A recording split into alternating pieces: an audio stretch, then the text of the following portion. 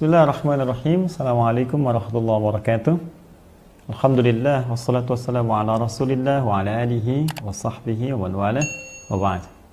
Saudara-saudariku, apa kabar? Semoga senantiasa sehat dan kita semua berdoa kepada Allah Subhanahu wa taala. Semoga Allah selalu memuliakan kita, menjaga kita, memberikan kekuatan istiqomah akan keimanan kita sampai kita kembali kepada Allah Subhanahu wa taala. Teman-teman, di sesi Ramadan kali ini sering ada yang bertanya, Ustaz, kan ada hadis yang menyampaikan bahwa setan itu diikat. Nah, tapi kenapa kemudian saat di Ramadan masih ada orang yang tergerak berbuat maksiat? Pengaruhnya dari mana? Sementara setannya diikat, tapi masih terdorong untuk berbuat maksiat. Baik, hadis itu sangat populer, terutama di Al-Bukhari di kitab As-Siyam, dan disampaikan bahwa Nabi SAW pernah menyampaikan atau bersabda, "Idza jaa Ramadan, futihat abwabul jannah." Kemudian, "Wa ughliqat abwabun nar, wa suffidatis syayatin." Jika sudah tiba bulan Ramadan itu, maka pintu-pintu surga dibuka, ya, dibentangkan. Kemudian, "Wa ughliqat abwabun nar," pintu-pintu neraka ditutup, dikunci rapat. Lalu, "Wa suffidatis syayatin," dan setan-setan diikat, dibelenggu. Jadi ada 3 keterangan di sini. Yang pertama, pintu surga dibuka. Kedua, pintu neraka kemudian ditutup rapat. Yang ketiga, setan-setan dibelenggu. Baik, apa makna 3 hal ini? Khususnya terkait dengan yang ketiga, setan dibelenggu, tapi masih ada orang kemudian terdorong berbuat maksiat. Di sini ada 2 pendapat di kalangan para ulama. Yang pertama, ada yang melihat zahirnya, ya, hadis sehingga menafsirkan secara zahir. Ya, pintu surga dibuka, memang dibuka. Saat Ramadan penuh surga dibuka, pintu dibuka. Sehingga terasa kekuatan-kuatan, kenikmatan untuk ibadah, aroma-aroma untuk bisa mendekat kepada Allah. Yang kedua, pintu neraka ditutup. Ya, serapat-rapatnya ditutup. Ya, mutlak ditutup. Ya Allah Subhanahu wa taala. Baik, kemudian yang ketiga, setan dibelenggu. Ya, memang dibelenggu sama sekali. Jadi tafsirannya tidak ada takwil, tidak ada tafsiran yang lain mengartikan setan dibelenggu. Nah, kalau ada kemudian yang berbuat maksiat di situ, maka di sini mereka menyampaikan kemungkinan 2 keterangan. Yang pertama, nafsu. Ya, setannya diikat, tapi kalau nafsunya masih dipelihara, maka itu yang mendorong orang berbuat maksiat. Jadi antara dalil yang menguatkan adalah Quran surah ke-12, ya, Yusuf ayat ke-53. Ya umma ubarri'un nafsi innan nafsa la'ammaratun bisu. Ya, saya bukan orang suci, tapi dalam diri saya ada nafsu, dan nafsu cenderung mengarahkan pada keburukan. Jadi ketika setannya dibelenggu tapi nafsunya dipelihara oleh orang yang bersangkutan dan cenderung diikuti, maka nafsu itu yang mengarahkan pada hal-hal yang tidak baik. Ya, nafsu untuk berbuat maksiat, nafsu untuk berlebihan mencari makanan saat buka tapi tidak kemakan.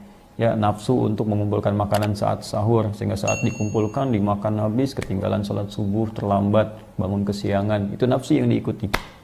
Ada juga yang mengatakan yang diikat setan-setan besar. Yang kecil-kecilnya, yang pengikut-pengikutnya yang kecil-kecil, itu tidak, sehingga itu yang bisa memberikan dorongan-dorongan kepada seseorang untuk berbuat maksiat yang kadarnya bukan kadar-kadar yang besar seperti hari-hari biasa, sehingga masih bisa ditahan, atau kalaupun memang imannya lemah tetap diikuti. Ini tafsiran yang pertama. Yang kedua, ada yang mengatakan ini metafor, majas, kiasan. Ya, pintu surga dibuka itu artinya gambaran bahwa semangat orang beribadah itu tinggi. Saking tingginya orang beribadah, peluang untuk ke surganya tinggi.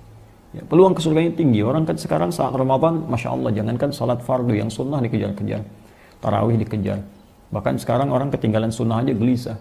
Ya, salat tarawih itu kan sunnah. Tapi bahkan sebelum tarawih dikerjakan, khususnya kalangan akhwat, ibu-ibu, mama, itu sudah nyimpan sajadah, bahkan sebelum maghrib. Ya, ada yang maghrib sudah ke sana nyimpan sajadah untuk menunaikan tarawih, sedangkan tarawih dikerjakan di ba'da isya. Saking tidak inginnya ketinggalan salat sunnah.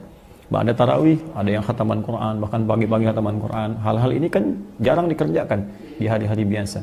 Ini yang menjadikan peluang seseorang amal solehnya meningkat. Sedangkan syarat masuk surga, itu kan setelah beriman amal soleh. Ya, Al-Baqarah ayat ke-25. Ya, وَبَشِّرِ الَّذِينَ آمَنُوا وَعَمِلُوا الصَّالِحَاتِ أَنَّ لَهُمْ جَنَّاتٍ تَجْرِي مِنْ تَحْتِهَا الْأَنْهَارُ. Ya, kata Allah, berikan kabar gembira pada orang-orang beriman dan yang imannya itu mendorong dia untuk mengumpulkan amal saleh, wa amilus salihat anna lahum jannatin tajri min tahtiha al-anhar. Bagi mereka telah disiapkan surga-surga yang mengalir segala keindahan-keindahan di dalamnya. Jadi syarat pertama untuk ke surga itu setelah beriman amal saleh.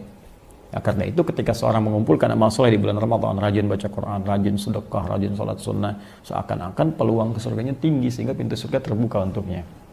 Nah, yang kedua, pintu neraka tertutup karena orang banyak taubat. Ya, Ramadan itu bulan taubat, banyak orang taubat, banyak istighfar, malamnya minta, Allahumma innaka afuwun tuhibbul afwa fa'fu anni. Ya Allah, Engkau maaf, Kau mencintai orang yang minta maaf, aku mengakui aku banyak salah, aku minta maaf, aku minta ampun. Ya Allah, banyak orang taubat, siang taubat, malam taubat. Karena ketika seorang taubat, dia ampuni dosanya, maka tertutup pintu neraka untuknya. Dia beramal soleh, pintu surga terbuka untuknya. Nah, kalau sudah pintu surga terbuka, orang mengumpulkan amal soleh, dan orang sudah bertobat, tobat itu kan dia meninggalkan maksiat dan berusaha untuk berbuat lebih baik. Makanya ayat tobat dalam Al-Quran selalu diikuti dengan kalimat islah. Taba wa aslaha, taba wa aslaha. Kalau orang sudah tobat, dia berusaha lebih baik, aslah, lebih baik daripada sebelumnya. Di maksiat ditinggalkan, yang salah ditinggalkan, yang soleh ditingkatkan. Ingat, yang salah ditinggalkan, yang soleh ditingkatkan. Jadi ketika yang salah sudah tidak dikerjakan, maka pintu neraka tertutup untuknya. Ketika yang soleh dikerjakan, pintu surga terbuka. Kalau sudah seperti itu, setan putus asa. Ya, apa yang menjadikan putus asa dalam pengertian metafor? Artinya setan udah nggak punya kekuatan untuk menggoda, karena orang ini mau digoda, maksiatnya ditinggalkan, nggak digubris. Kemudian juga dia kerjakan amal soleh. Setan mengajak pada yang salah, dia abaikan. Yang soleh dia kerjakan. Karena di sini setan tidak punya kemampuan menggoda, seakan-akan orang ini ya mendapatkan peluang benteng di dirinya, seakan-akan setan terbelenggu, jadi udah nggak bisa goda dia lagi. Nah, ini kalau sudah sifat itu ditanamkan oleh Allah dalam diri kita, berusaha ikhlas karena Allah, namanya mukhlis. Sudah mendapatkan ketetapan ikhlas itu dalam diri kita, sudah fokus ibadah karena Allah saja, namanya mukhlas. Orang mukhlas ini termasuk orang yang disebutkan langsung oleh iblis, nggak bisa ditembus. Ya, iblis berjanji pada Allah di Quran surah ke-15 di ayat ke-40, iblis mengatakan illa ibadaka minhumul mukhlasin.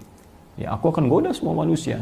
Bahkan nanti di surat Al-A'raf itu dari depan, dari belakang, dari kanan, dari kiri. Nah, cuma ada satu yang nggak bisa saya kemudian goda. Ya, kata iblis sendiri, illa ibadaka minhumul mukhlasin, kecuali hambamu yang memang punya jiwa keikhlasan dalam beribadah kepada Allah Subhanahu wa taala.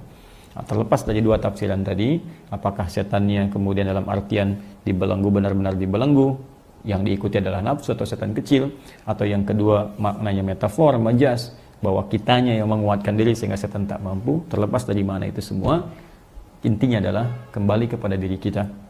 Apakah kita bisa mengendalikan nafsu kita dan melawan setan dalam kehidupan kita? Berlatih di bulan Ramadan untuk dipraktekkan di 11 bulan berikutnya. Jika Anda mampu mengerjakan itu, maka hadis itu memberikan gambaran kepada kita, kita akan mampu menaklukkan setan, menutup pintu neraka, dan membuka peluang pintu surga dalam kehidupan kita. Semoga bisa dipahami dengan baik. Wallahu ta'ala alam bissawab. Subhanakallahumma wa bihamdika, asyhadu an la ilaha illa anta, astaghfiruka wa atubu ilaik. Assalamualaikum warahmatullahi wabarakatuh.